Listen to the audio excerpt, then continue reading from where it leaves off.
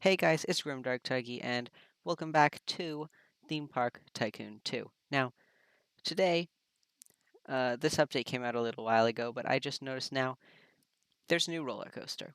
That's not all they've added in this update, though. They have added several new, very interesting things that I will be showing off today.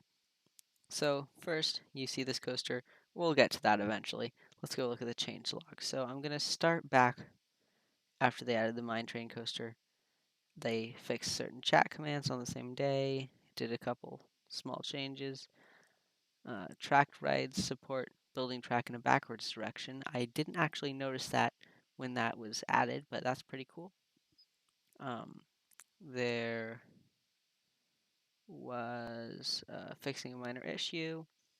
Here, I did notice this, but only a couple days after it came out. Tracked ride support and improved physics models. So that was pretty cool. And I now started using that. And the really cool thing about it is trains with um, even numbers of vehicles, such as 2, 4, those were now supported, which is very helpful because sometimes you want it to be in between 3 and 5, or you want it to be a train of 2 for certain reasons. So that is getting even better.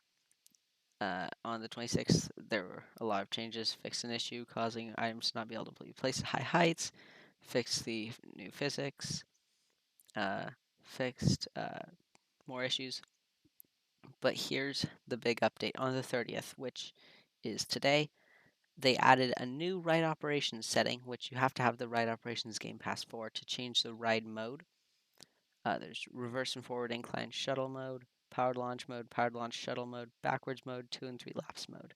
So I will be covering all of those different modes.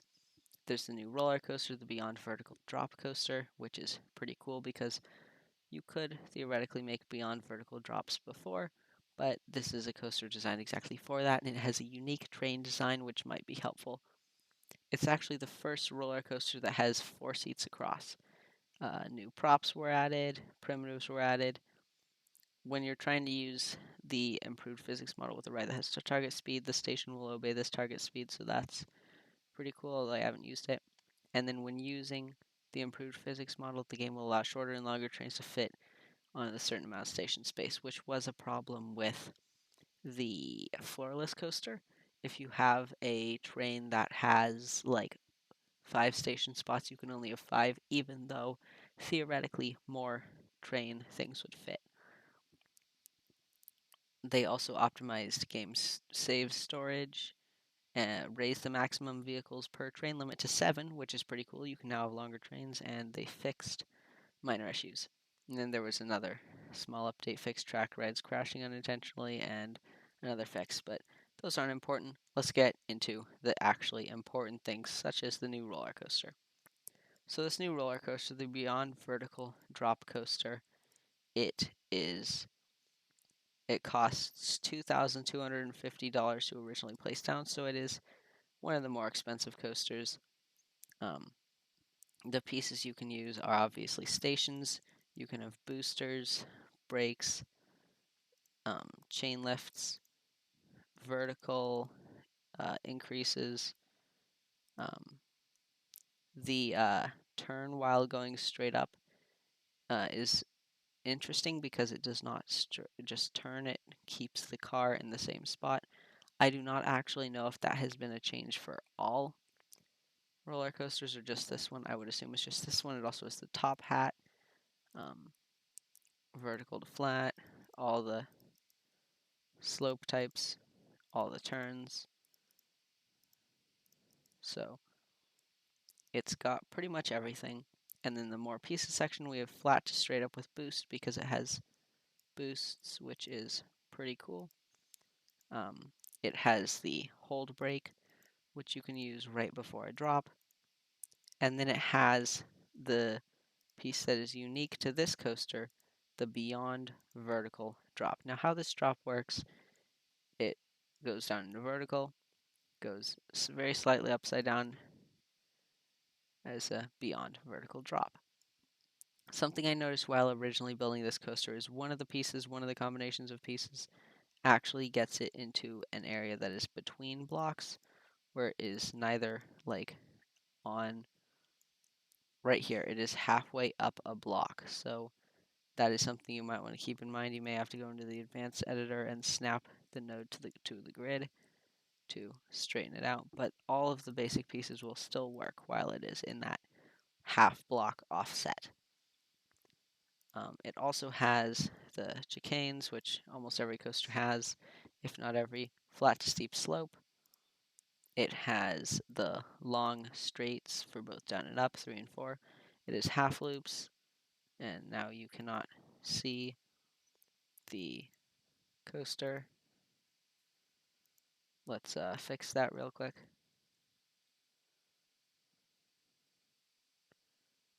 All right. It has, where was I? The flat to sloped turns, although maybe I should go up so I don't go back down into the ground again. The wide flat to sloped turns, or the flat to sloped wide turns, I should say. It has corkscrews, which you can make. It supports inversions, obviously, and vertical. It has loops. It does not have. Wait a minute. Corkscrews are above loops. Let me check something because I just realized.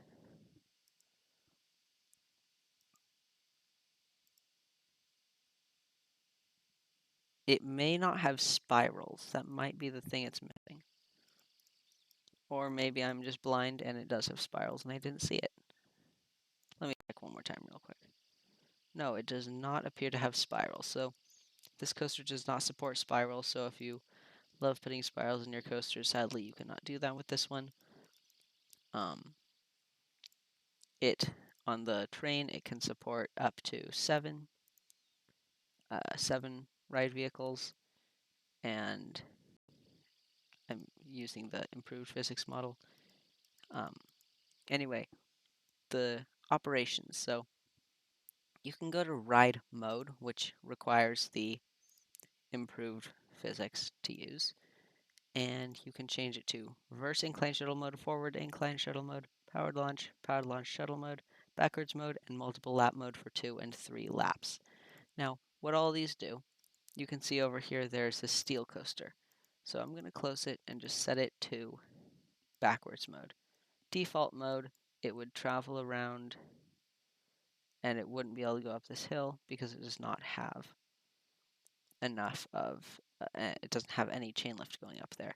But anyway, let's just put it into testing mode. And as you can see, it sets off backwards, which is very interesting because now you can build backwards coasters. And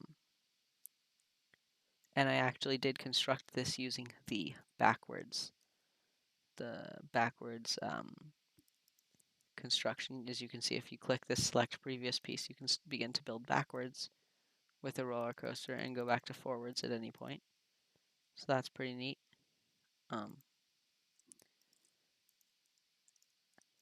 And it's fairly dark in this game at nighttime, which can be mildly annoying. Robux donations are in the description if you want me to be able to buy a private server, which probably doesn't matter, but you know, always gotta try for a little bit of money when YouTube isn't paying. But anyway, the sad thing about multiple lap mode, it does not actually support having backwards and multiple laps. So as you can see, it'll go forward and it will not be able to get up this hill. But if I show you with a different coaster, such as this junior coaster, which I have just sitting over here as part of my main park that I'm building up here, I can use the improved physics model, which I haven't actually started doing yet. And I can go into operations and set the ride mode to multiple lap mode for 2 laps. And now if I put it into testing, you will be able to see that it will actually go around 2 times. Now, sadly, in order to do the ride modes, you will, as I've already said, you will have to have the Ride Operations Game Pass. But you can still build with the new improved physics mode without having to buy the Game Pass. And you can still change it to, for example, with what I'm going to do here, if my cursor gets unglitched, maybe. This is unfortunate. Let me fix this. Alright, I got it fixed, and as you can see, this coaster is coming around, and I believe it's on its first lap, so, it's on its second lap, so it will stop here, but it did continue through going around 2 laps. I'm going to set it to 4 because you can do that now. Throw it into testing mode just to have it run. And now let's go back and cover the other modes. So the steel coaster, if I chuck it into reverse incline shuttle mode, this I'm not completely sure what all these do, but what it appears that this one does, reverse incline shuttle, it makes it go reverse up. And you may need to do testing on this yourself or do research because I haven't actually done enough testing to find out exactly what this does.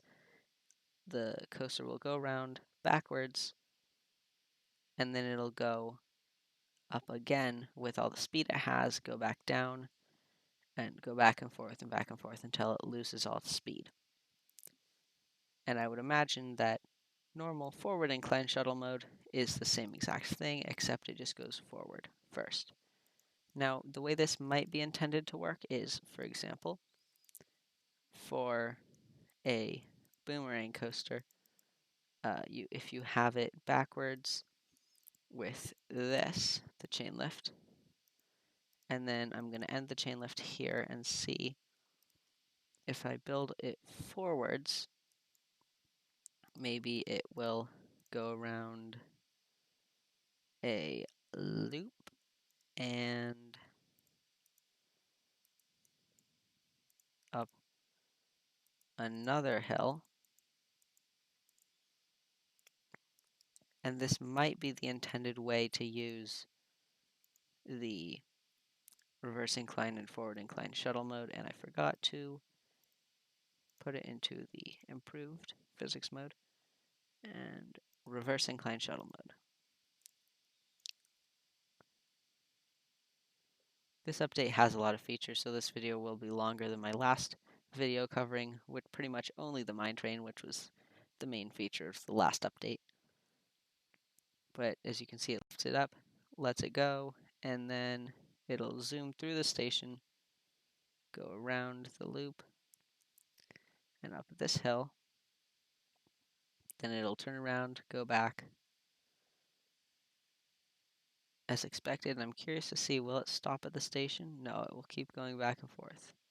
But the chain lift does not lift it up, so I'm not sure. Okay, and then it does stop after that, so it works.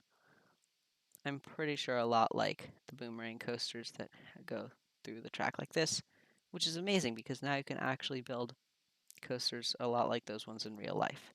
Now, forward incline shuttle mode, if I close the ride, will probably do the same thing, except have the car go forward, the train go forward first, and it might not be lifted up by this chain lift. Oh no, it is still being pulled up by the chain lift, so this would be good if it was the chain lift first and then it went through it backwards the other way instead of up and then back down like this, but the ride should be the same except for the little bit at the very beginning. Now, an option that is not possible with the roller coasters like the steel coaster that do not have a launch is you can use, this is kind of blocked, so let me just delete this coaster, get it out of the way. You can use 2 additional modes, powered launch mode and powered launch shuttle mode. So this coaster does not actually work, I just constructed it just for the purposes of using the powered launch. You can see it will launch it out of the station, come back normally. Instead of rolling out of the station and then hitting launch, you could have it launch directly out of the station. And if you go into powered launch shuttle mode, you will see that it will, if I actually close the ride, you will see that powered launch shuttle mode will allow the ride to be power launched, and then it will shuttle back and forth up this other hill and then back down. But then it will come to a stop in the station. It will not get power launched again, which is something I was kind of hoping that it would. And it may do this with some other coasters. I haven't fully tested it yet, because I was hoping I could recreate a roller coaster like Tigress at Busch Gardens, because that launches it back and forth to get it through the track. But it appears that that does not actually work. Now, I'm going to go back and check the changelog just to make sure I didn't miss anything.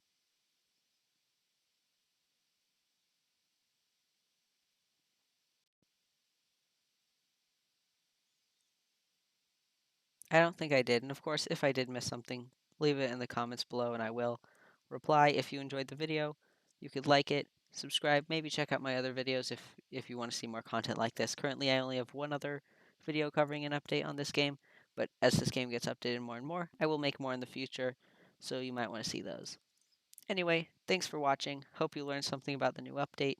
Maybe this might get you into the game. Maybe this might get you to buy the Ride Operations Game Pass. It's only 98 Robux. I'd recommend it. It's a really good Game Pass, but if you don't have any Robux, of course, you don't have to worry about it. This game is perfectly fun without spending anything. Anyway, thanks for watching. That's all I have for this video. Bye!